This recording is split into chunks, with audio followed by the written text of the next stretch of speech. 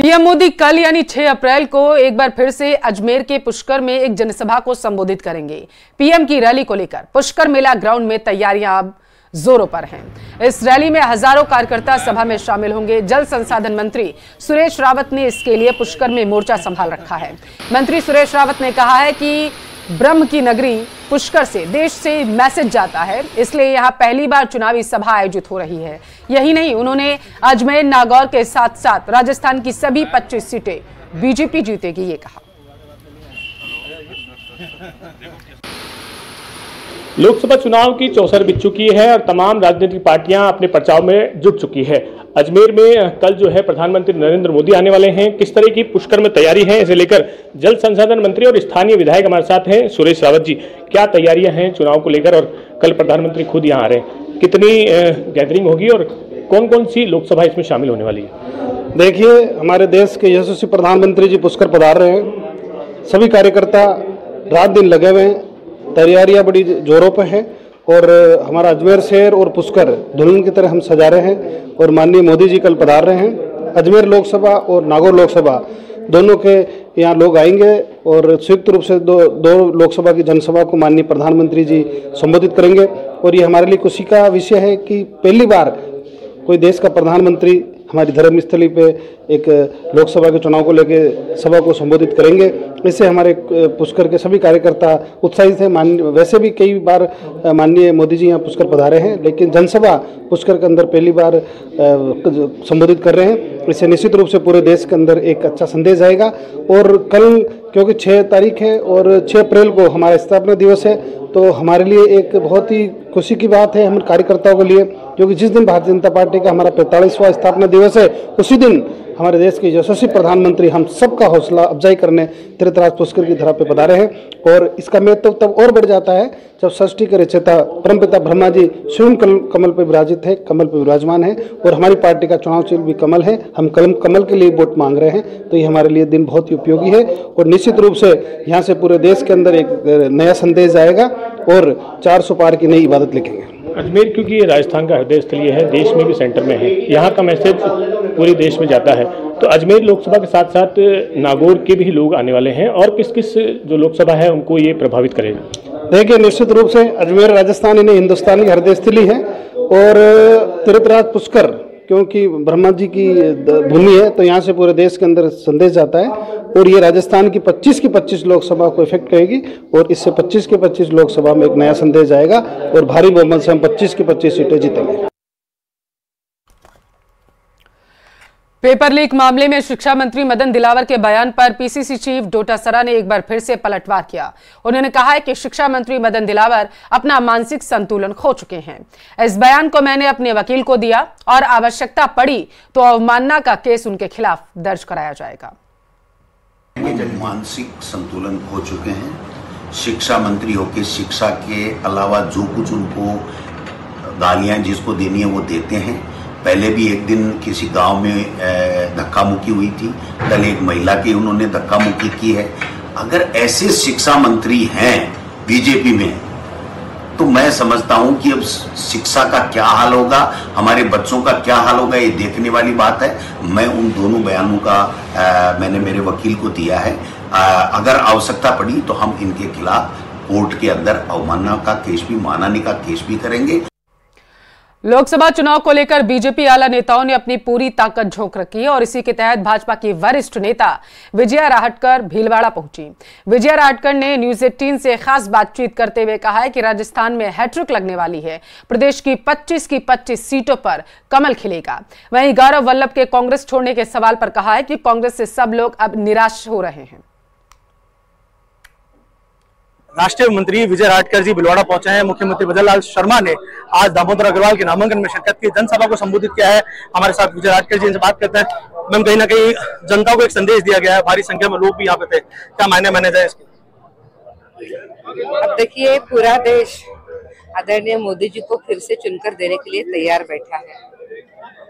प्रधानमंत्री जी ने सभी के लिए बहुत काम किया है। जो काम बताया वो काम किया है और उसके बाद हम जनता के पास आ रहे हैं। तो जनता फिर से चाह रही है कि इस बार वो हैट्रिक बनाए, राजस्थान भी हैट्रिक करेगा 25 के 25 कमल यहाँ पे खिलाकर माननीय प्रधानमंत्री जी को दिए जाएंगे। मैम, कहीं ना कहीं यहाँ पे नेता शामिल हो रहे हैं और कांग्रेस के बड़े नेता कांग्रेस को छोड़ रहे हैं। गौरव वल्लभ ने कांग्रेस छोड़ दिया आज। अब देखिए कि कांग्रेस से लोग अब बहुत निराश हो गए हैं। कांग्रेस ने अनेक साल यहाँ पे सत्ता हासिल कर ली, राज भी कर लिया।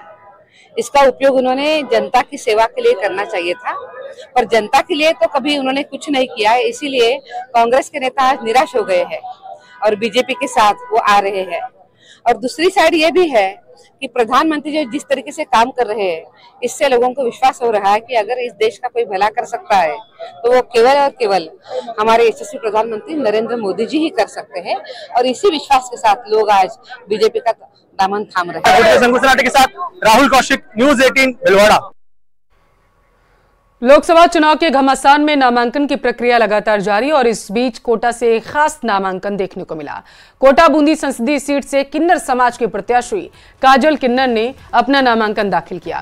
काजल ने भारतीय आमजन पार्टी प्रत्याशी के तौर पर अपना नामांकन भरा है। नामांकन भरने के बाद काजल किन्नर ने कहा है कि वो 20 साल से जनता से जुड़ी, क्या कुछ और कहा उन्होंने, सुनिए आप।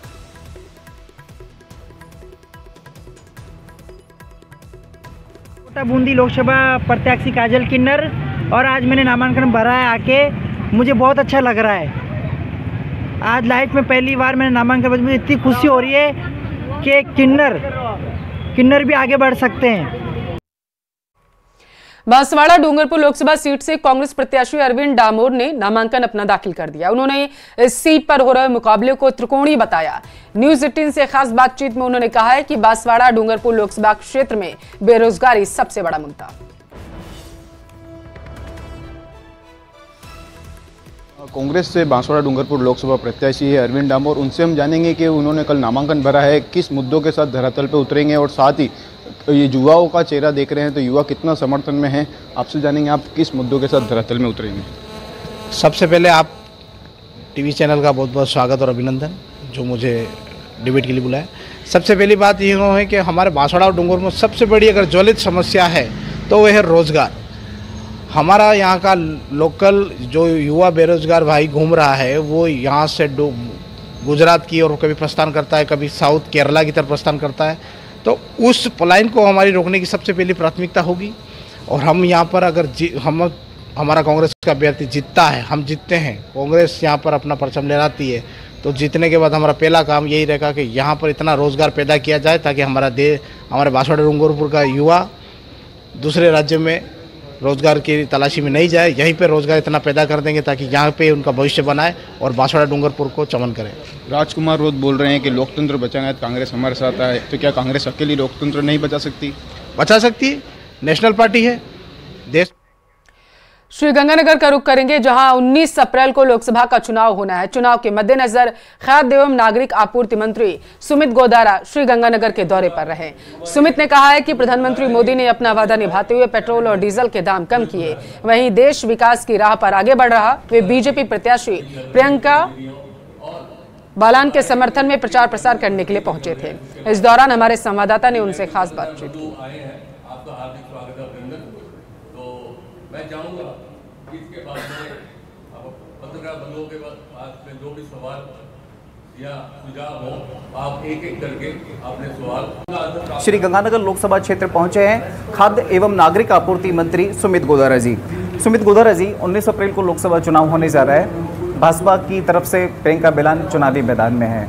किस तरह से आपकी कैंपेनिंग चल रही है और किस तरह से आप देख रहे हैं लोकसभा चुनावों को? देखिए, सबसे पहले तो मैं ये कहना चाहूँगा कि भारतीय जनता पार्टी हमेशा नवाचार करती रहती है और आप वो नवाचार आपने देखा होगा महिला को और युवा महिला को जो पार्टी में संगठन में जिन्होंने निरंतर काम किया, चाहे युवा मोर्चा में काम किया हो, चाहे मूल संगठन में प्रदेश मंत्री के दायित्व के नाते काम किया हो, तो ऐसे ऊर्जावान युवा महिला को लेकर महिला सशक्तिकरण और एक ये बदलाव की ओर की पार्टी हमेशा बदलाव की ओर चलती है। तभी पार्टी पूरे भारत में 303 सीटें लेके आई पिछली बार, और इस बार हमारा लक्ष्य अब की बार 400 पार का लक्ष्य है। आपने कहा कि भारतीय जनता पार्टी नवाचार करती है और इस बार शायद ये नवाचार मौजूदा सांसद निहाल चंद मेघवाल की टिकट काट कर किया गया, एक महिला प्रत्याशी को चुनावी मैदान में उतारा है। इसके सकारात्मक परिणाम सामने आएंगे या फिर अभी पार्टी के अंदर कहीं ना कहीं छुटपुट नाराजगी भी देखनी पड़ेगी? देखिए, आप ये माने पूरे भारत में जो पिछले वर्तमान जो लोकसभा जिसका कार्यकाल अभी समाप्त होने की ओर अग्रसर है, 303 सांसद है, उसमें लगभग 100 जगह पर बदलाव किया गया है। तो ये पार्टी हमेशा, मैं कह रहा हूँ, नवाचार करते हैं और जब नए लोग आते हैं तो कहीं ना कहीं पुरानों के स्थान पर ही आया जाता है और ये प्रकृति का भी नियम है। तो नए लोग आए और उसका सकारात्मक प्रभाव पड़ रहा है, बिल्कुल, इसमें कोई दो राय नहीं। उदयपुर में डिप्टी सीएम दिया कुमारी टिफिन बैठक में शामिल हुई। टिफिन बैठक में दिया कुमारी ने पार्टी नेताओं और कार्यकर्ताओं के साथ भोजन किया। इस मौके पर डिप्टी सीएम ने कहा है कि टिफिन बैठक से कार्यकर्ताओं में भाईचारे का माहौल होता है, साथ ही आपस में बातचीत से गिले शिकवे भी दूर होते हैं।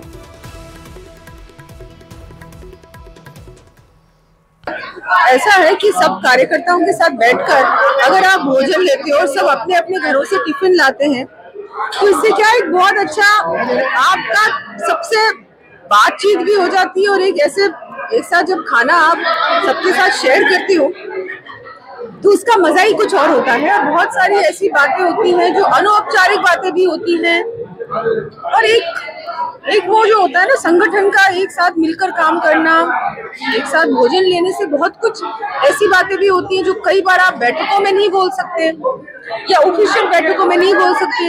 तो ऐसे में आप बहुत सारी बातें होती हैं।